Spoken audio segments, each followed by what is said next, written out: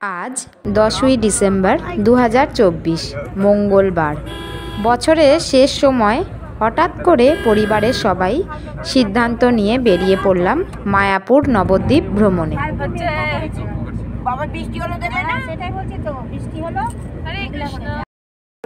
বাড়ি থেকে সকাল 7টা নাগাদ সবাই রওনা দিয়েছি।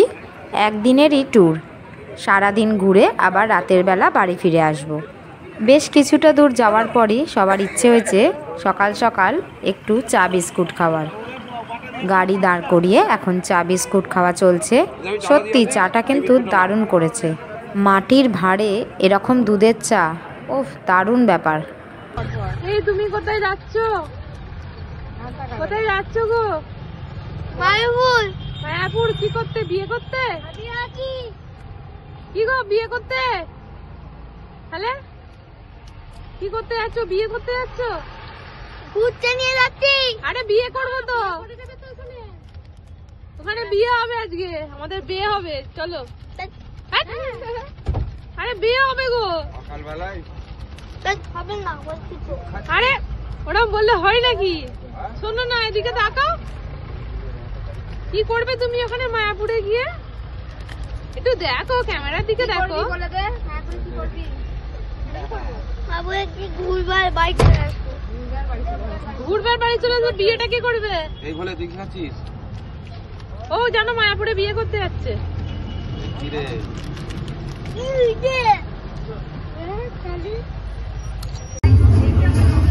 আমরা সবাই বেরিয়ে পড়েছি। এখন এক জায়গায় গাড়ি স্টে করেছে, পানি খাচ্ছি। এই যে চা এসে গেছে।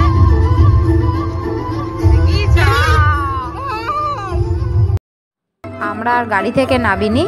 আমি আর আমার দুই ভাইয়ের বউ আমরা গাড়িতে বসেই চা খাচ্ছি। বেশ দারুণ লাগছে চাটা খেতে। কথায় কথায় বলতে ভুলেই গেছি, আজকে আমাদের ভ্রমণের সঙ্গী আমাদের পুরো পরিবার আর আমার কাকাদের পুরো পরিবার।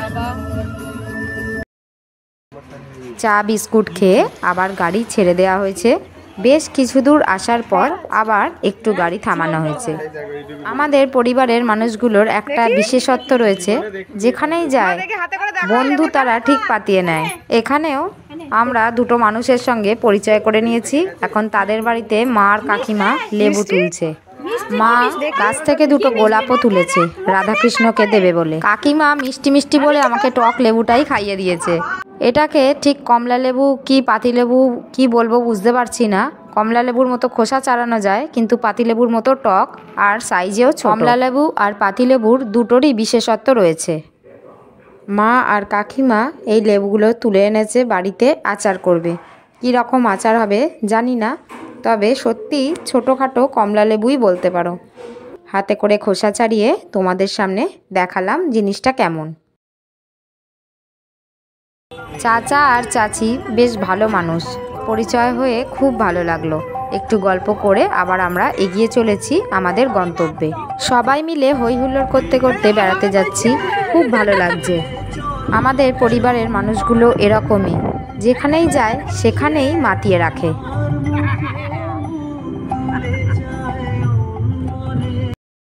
এখন বাজে প্রায় 12টা। অবশেষে পৌঁছে গেলাম মায়াপুর ধামে। পার্কিং জোন থেকে এবার আমরা এগিয়ে চলেছি আস্তে আস্তে ইস্কন মন্দিরের দিকে। গীতা ভবনের পাশ দিয়ে আমরা সবাই এগিয়ে চলেছি। প্রথমেই যাওয়া হবে প্রসাদ খাওয়ার জন্য টিকিট কাটতে। প্রসাদের টিকিট আমরা পেয়েছি গদা ভবন থেকে। 1টা নাগাদ আমরা খেতে যাব সবাই মিলে একসঙ্গে। টিকিট কেটে একটু ঘোরাফেরা করতে করতেই বেজে গেছে 12:30। সামান্য জলখাবার খেয়ে আমরা ইস্কন মন্দিরে প্রবেশ করলাম। রাধাকৃষ্ণ সাথে অষ্টসখীর রূপ দেখে মনে অপার শান্তি লাভ হলো। সাথে নৃসিংহদেব ও বাকি দেবদেবীরও দর্শন হলো। আজকের পরিকল্পনা অনুযায়ী আমরা প্রসাদ গ্রহণ করে তারপর চলে যাব গোশালা দর্শনে। সেখান থেকে ঘুরে এসে আমরা ভেসেলে করে চলে যাব নবদ্বীপ ধাম। নবদ্বীপে সমস্ত মন্দির দর্শন করে আমরা আবার জলযানে ফিরে আসব মায়াপুরে। মায়াপুরে সন্ধ্যা আরতি দেখে ডিনার সেরে তারপর গাড়ি ছেড়ে রওনা দেবো বাড়ির উদ্দেশ্যে। পরিকল্পনা অনুযায়ী প্রসাদ গ্রহণ করে একটু রেস্ট নিয়ে চলে এসেছি গোশালায়। গোমাতাদের সঙ্গে বেশ কিছুক্ষণ আমরা কাটালাম, বেশ ভালো লাগলো। আমাদের দলের সবথেকে ছোট দুটো সদস্য অর্থাৎ আমার ভাইয়ের মেয়ে আর আমার ছেলে, ওরা তো গোশালায় এসে খুব আনন্দ করছে। লেগে যাবে তোর।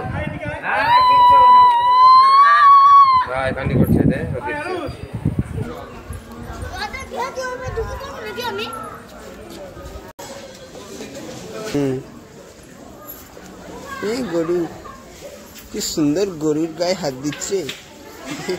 খবরের খাতায় চলে যাবি, ঠিক আছে? খরচার খাতায় চলে যাবি এক্ষুনি। ওয়াও, গরু গরু আমার ভাই। সিংহের নিচে হাত দিবি না, তাহলে লেগে যাবে কিন্তু। সিংহের ওপরে হাত দে সবসময়। হাত দে গুলাই, হাত দে হাত দে হাত দে।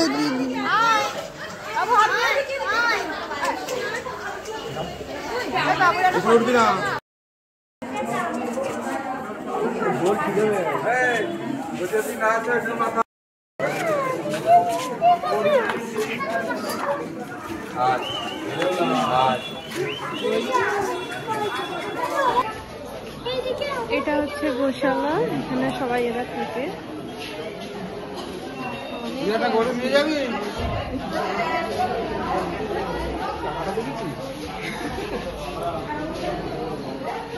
মাকে লাগাচ্ছে।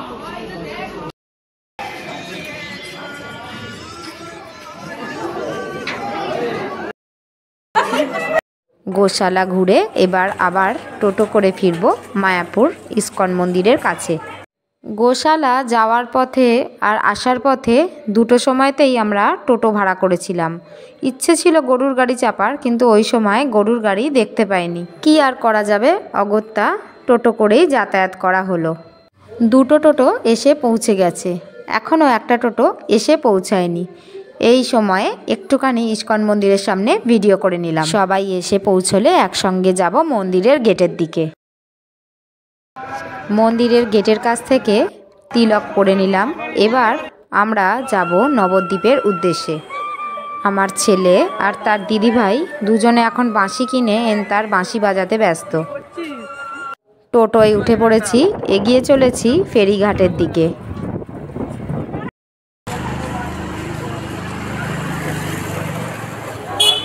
টিকিট কেটে এবার আমরা এগিয়ে চলেছি ভেসেলের দিকে।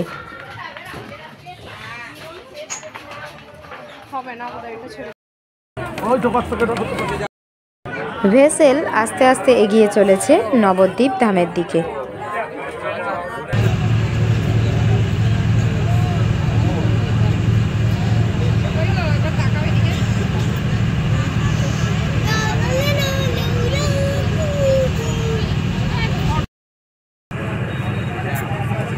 নবদ্বীপ ধামে পৌঁছেই টোটো ভাড়া করে আমরা একে একে নবদ্বীপ ধামের বিশেষ কিছু মন্দির দেখে নিলাম। প্রথম মন্দিরে ঢুকতেই দেখলাম বাইরে সিংহর মতো মূর্তির মাথায় বসে আছে হনুমান।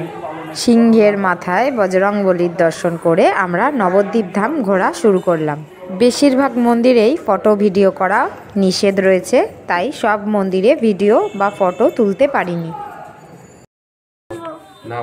এরপর চলে এসেছি সচী মাতার মন্দির। সিংহাসনটা কত বছরের পুরনো আইডিয়া আছে? সেই কাঠে বিষ্ণুপ্রিয়া, বিষ্ণুপ্রিয়া বাড়ি।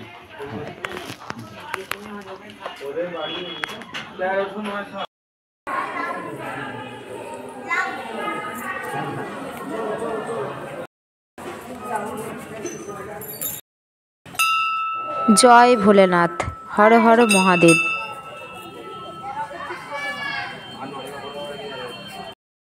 মায়াপুরে ফিরে টোটো স্ট্যান্ডে আসতেই দেখতে পেলাম বজরংবলীর মন্দির।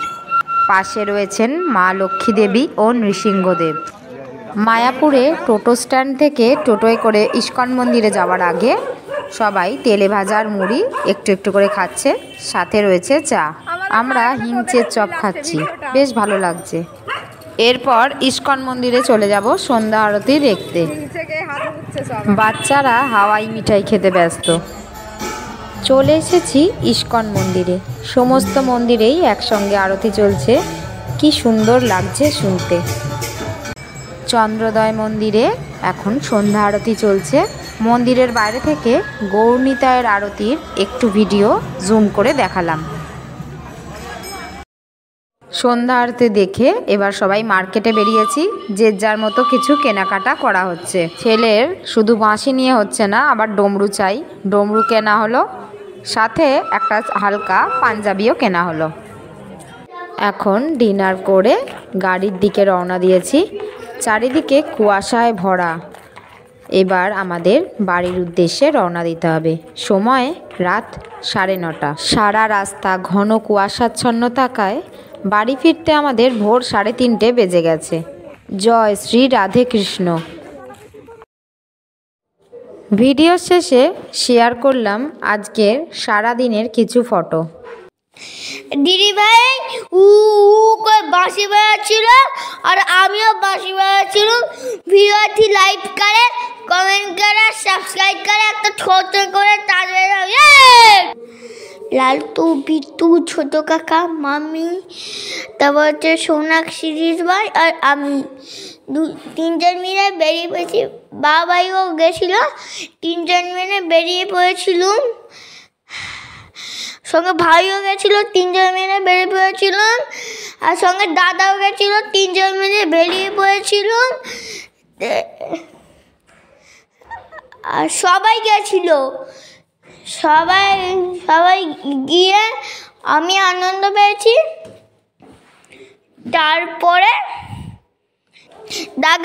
দাদা, গুগু, মাম্পি, বাবাই সবাই গেছে। আমার অনেক আনন্দ হয়েছে, পছন্দ হয়েছে। সবাই যেগুলো কিনে দিয়েছে সেগুলো আমার ভালো লেগেছে। বাবাই বাঁশি দিয়েছে, লালটু ডমরু দিয়েছে, আর গুগু আমাকে একটা জামা দিয়েছে। বিট্টু আর ভাই আমাকে খাবার কিনে দিয়েছে। ছোট কাকা আমার ডমরুটা একটুখানি বাজিয়েছিল, আমাকে আবার দিয়ে দিয়েছিল। ভাইও গোপাল নিয়েছিল, আমিও গোপাল নিয়েছিলাম। আমিও সরস্বতীর ভাই গরুর গায়ে হাত দিয়েছিলাম। লঞ্চে আমি ঘুরেছি। আমি টোটোতে বসেছি পিঠের পাশে সিটে। আর একটা টোটো রেখে হিংকি আমাকে তাতা করছিল। আমি বাড়ি ফিরছিলাম গাড়ি করে, এত কুয়াশা বেরিয়েছে বলে সে আর কিছু লাগে না। দাদা বাই বাই। মায়াপুর যাওয়াটা অনেক বেশ আনন্দ হয়েছে। Thank you welcome. সবাই ভালো থেকে টাটা বাই বাই। আজকে ব্লগটা এখানেই শেষ করলুম। হরে কৃষ্ণ, রাধে রাধে।